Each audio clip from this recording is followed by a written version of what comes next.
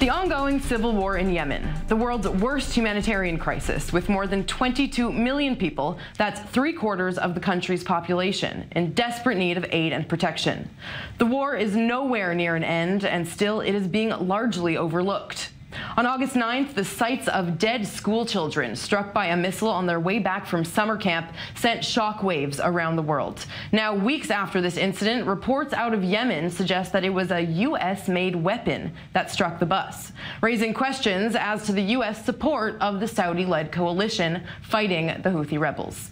Now, with me today to discuss this and more is Dr. Rob Geist-Pinfold, an expert on global conflicts from the Tel Aviv-based Institute of National Security Studies, and in Washington, former U.S. Ambassador to Yemen, now Director for Government Relations, Policy and Programs at the Middle East Institute, Ambassador Gerald Feierstein. Gentlemen, thank you so much for joining me today. Now, Ambassador, I want to start with you. The Pentagon will not investigate claims that a U.S. missile was in fact responsible for the strike on the bus. Now, U.S. Central Command said, quote, "We may never know if the munition used was one that the U.S. sold to them. We don't have a lot of people on the ground."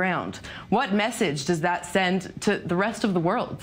Well, I think that that the position would be that the precise munition that was used really isn't relevant to the larger issue of what went wrong in that particular strike. Why did the Saudis misunderstand the nature of the bus, who was on it? And so the issue wasn't a munitions issue. The issue was an intelligence failure on the part of the Saudi command, and that's what really needs to be investigated. And I believe that the Saudis have announced that they'll investigate it. I think that you need to look for accountability on their side for what exactly happened.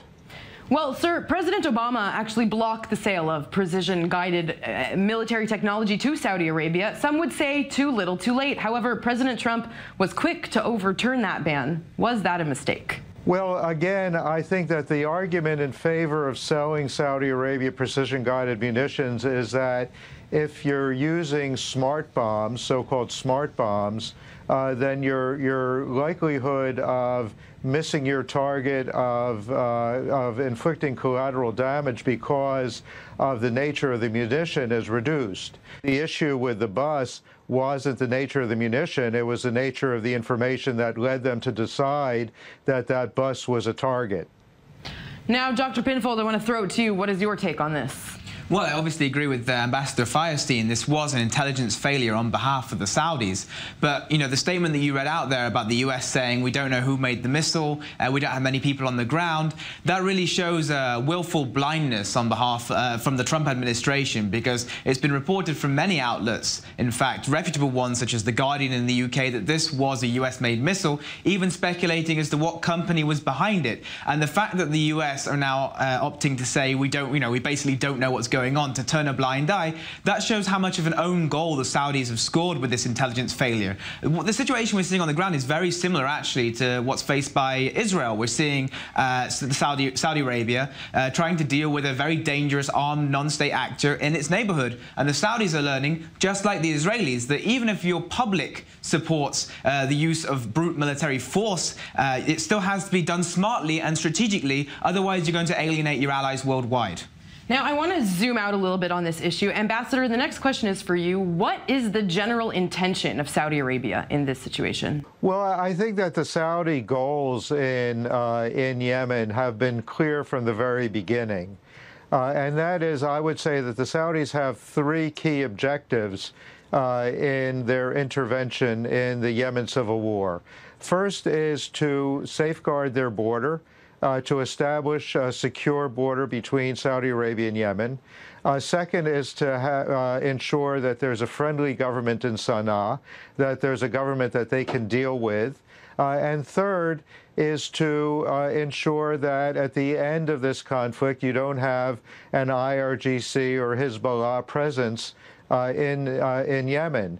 And I would note that the visit that the Houthis made to Hassan Nasrallah just a few days ago is an indication of the danger that we're going to end up with Hezbollah presence on the Arabian Peninsula. So those are the goals. They've been the goals really since 2015. And frankly speaking, in my view, those are reasonable objectives that the Saudis have adopted. Dr. Pinfold, your take.